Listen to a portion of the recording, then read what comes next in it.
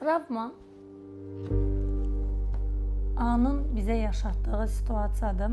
Hansı ki, həmin məqamlarda bizim daxilimizdə keçirdiyimiz nisgilli və kədərli anlar ola bilər.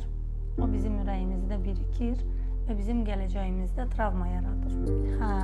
Ola bilər ki, bizim travmalarımız uşaqlıqdan gəlsin.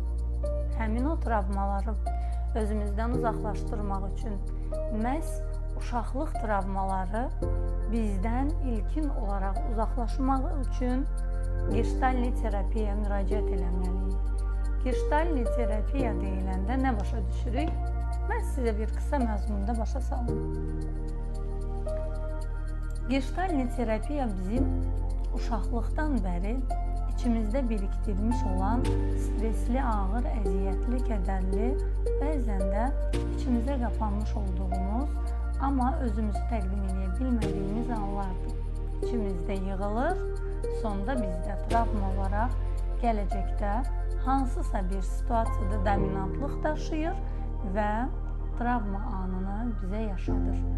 Bəzi travmalarımız var ki, biz bilmədən cəmiyyətə zərər veririk. Məhz ona görə də travma deyiləndə o sözü türklər demişkən biraz hafifə almayaq. Ona görə ki, bəzi situasiyalar var ki, bizə bu keçmişdən, hətta bəzən nəsildən ötürülmüş olur.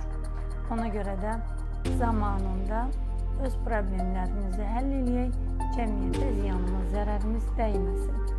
Travma keçmişdən və yaxud da hansısa anda yaşadığımız situasiyanın özümüzü təqdim eləyə bilmədiyimiz hansısa situasiyanın keçmişdən bəri bizim hansısa situasiya ilə əlaqəli natamam qalmış, birikmiş və kin dolu anlardır. Bəzən də kədər dolu anlardır. Bax, həmin o anları biz həyatımızdan silməliyik, düşüncələrimizdən silməliyik, cəmiyyətə daha düzgün, daha nikbin, daha sevgi dolu baxmalıyıq. Gəlin həyatımızı sevərək yaşayaq. Travmaları zaten travma sevgi ilə əks mütənasibdir. Biz sevəcəyiksə, nə bizi travma yaxalayacaq, nə biz panik atak olacağıq, nə depressiyaya yaxalanacağıq. Bəzən depressiv kədər ilkin olaraq sevgidən qorxur. Gəlin travma sözünü ümumiyyətcə sevməzdən gələk, görməzdən, eşitməzdən gələk. Uşaqlığımızda olan problemlərimizi anında, zamanında birikmiş olan problemləri sonlandırmağı özümüzə borc bilək, özümüzə borc bilək və gücümüzü toparlayaraq cəmiyyətə sevgi aşılayaq.